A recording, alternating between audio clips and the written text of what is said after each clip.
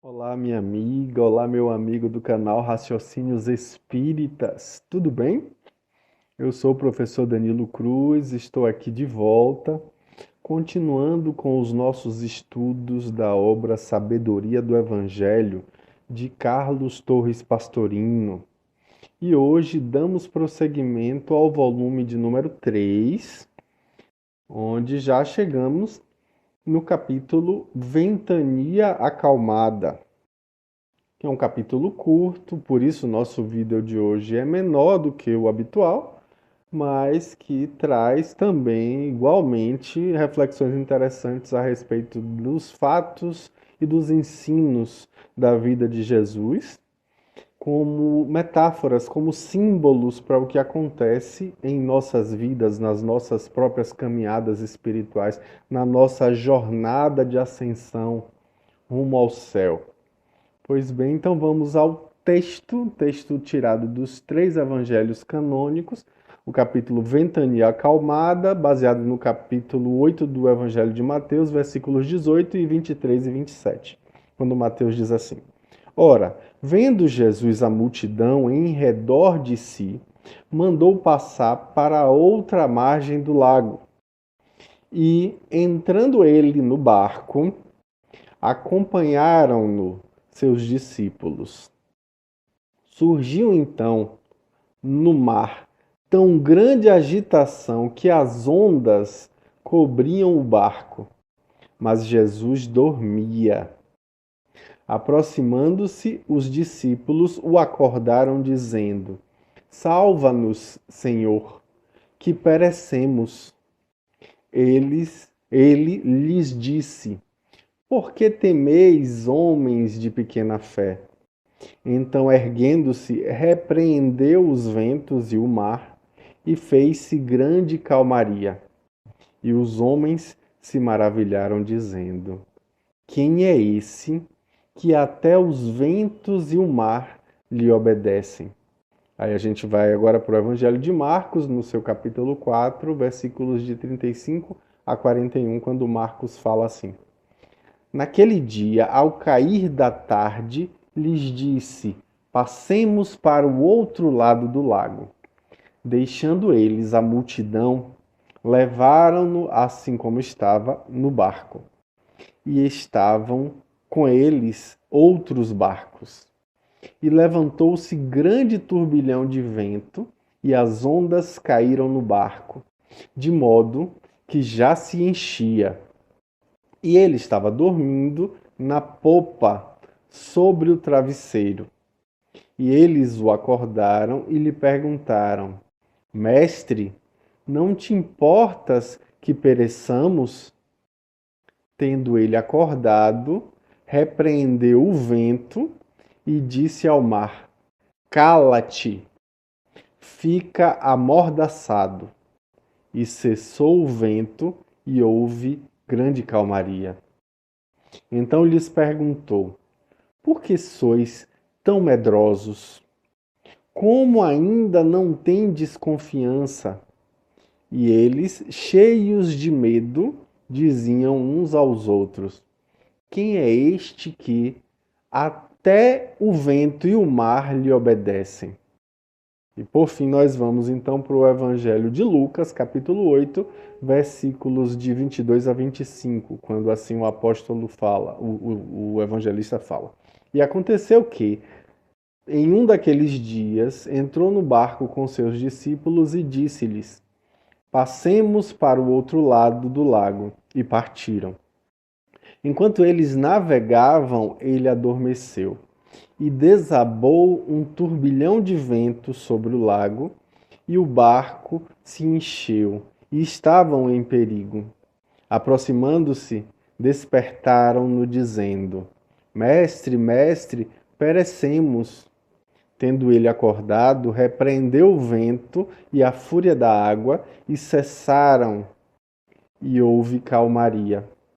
Então lhes perguntou: Onde está a vossa confiança?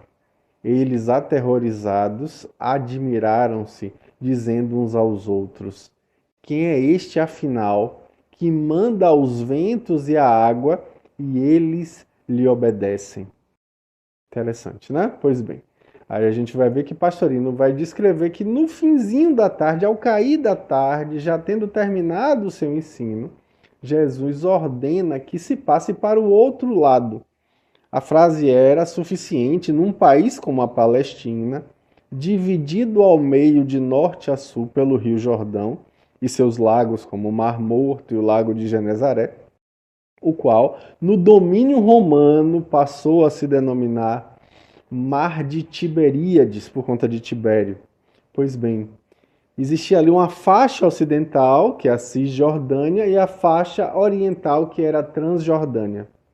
O evangelista então anota o pormenor de que Jesus foi assim como estava, ou seja, não desceu à tarde para apanhar, desculpa, não desceu à terra para apanhar o manto, recomendável numa travessia de lago durante o frio da noite, a 200 metros abaixo do nível do mar. É bom lembrar que era um lago mais baixo, né? Onde as variações climáticas são realmente bruscas.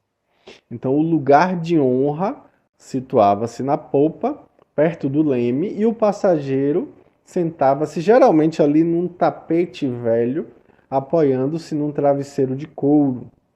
E aí Pastorino vai dizer que recostando-se cansado, embora sua elevação espiritual extraordinária, ele tinha um corpo físico. E por isso ele estava sujeito ao cansaço, como qualquer outra pessoa. Então ele adormece para refazer as células fatigadas pelo trabalho exaustivo desses últimos dias, sobretudo pelo magnetismo que ele gastava nas curas que ele obtinha. Pois bem, note-se aí que esta é a única vez em que os evangelhos nos apontam Jesus dormindo. É interessante esse ponto, né? Pois bem, o barco seguia normalmente sua rota para a margem oriental, quer impelida pelos remos, quer mais possivelmente pela vela que aliviava os braços dos apóstolos, dos discípulos de Jesus. A agitação violenta ali das águas do Tiberíades, provocada por correntes de ar que descem pelo Vale do Jordão, são ainda hoje tão repentinas que é difícil ter algum tipo de previsão com relação a isso. Mas Marcos e Lucas chamam de lailapes, ou seja, turbilhão de vento.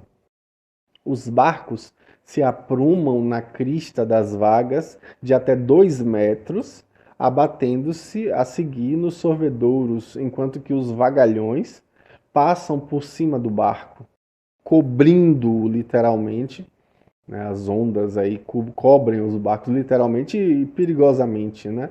Trazendo ali o risco de cair realmente. Não é incomum, porém, terminar como começou. Rapidamente também acaba. Então, pelas palavras dos 3 evangelistas, é disso que se trata, e não propriamente de uma tempestade com chuvas e trovoadas. Era, pois, um vendaval mais violento que os comuns, de modo que assustava os pescadores que já eram acostumados a esse lago, que lhes dava o sustento do dia a dia. Aí Pastorino vai dizer que, segurando-se nos barcos, chegaram até Jesus e o despertaram do sono bastante pesado, pesado a ponto de não ter sentido a ventania.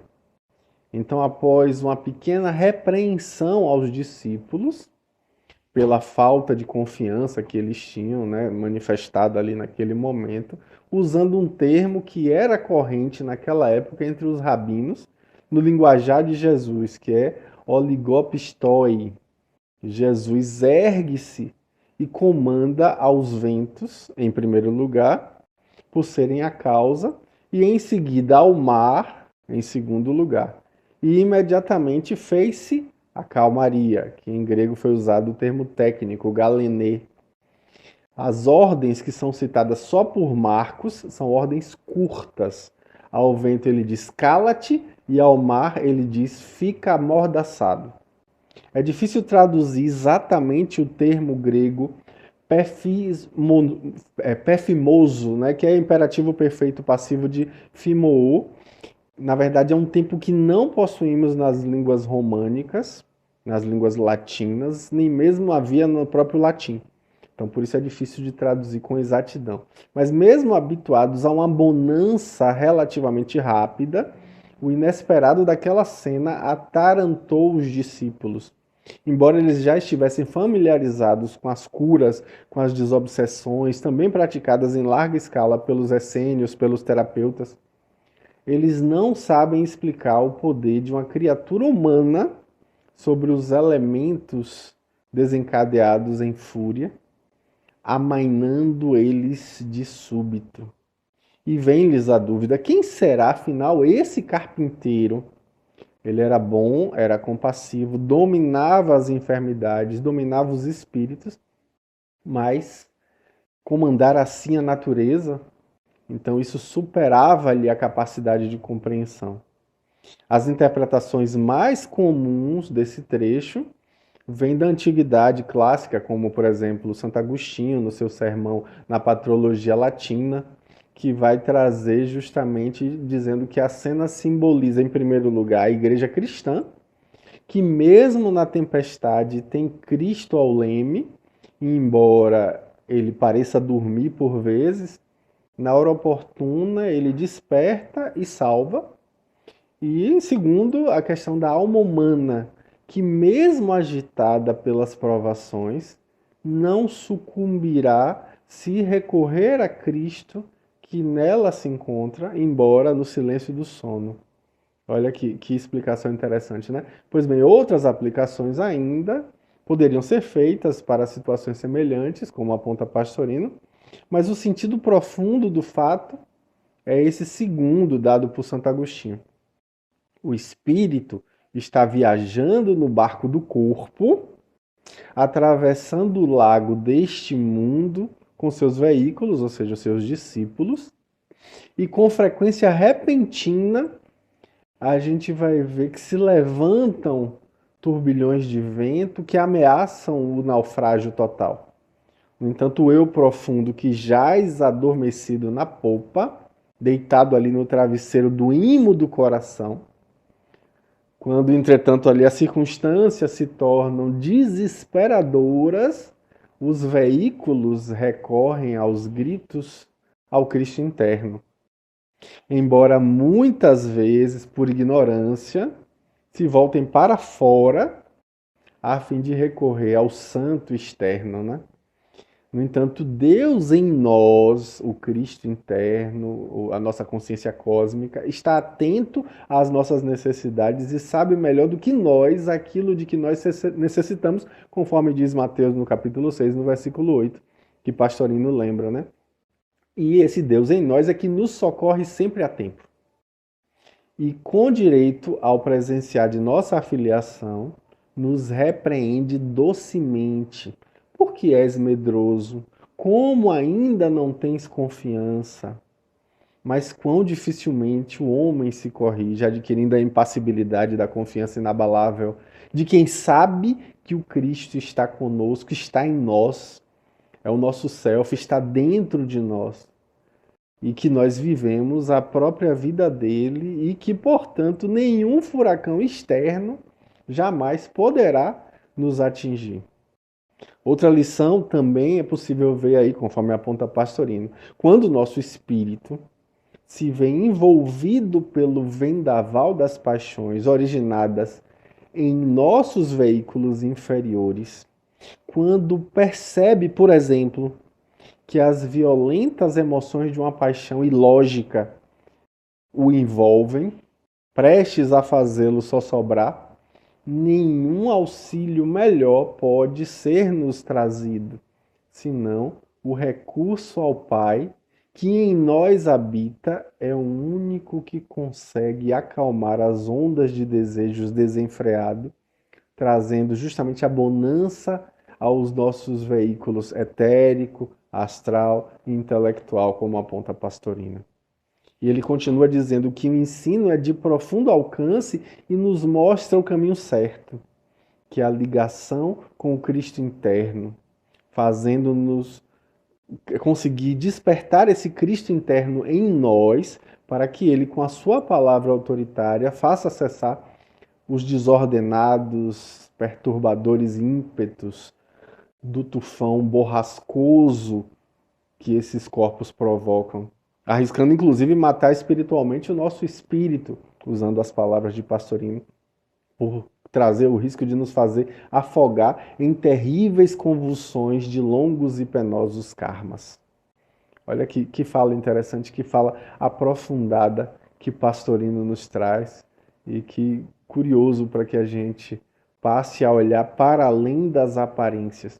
Percebam que eu sempre falo, né? Pastorino não se debruça para tentar explicar o fenômeno em si, explicar o magnetismo que ele usa, a questão espiritual que está ali sendo ouvida, que está acontecendo ali, melhor dizendo. Não, ele vai no foco da lição para nossas vidas espirituais.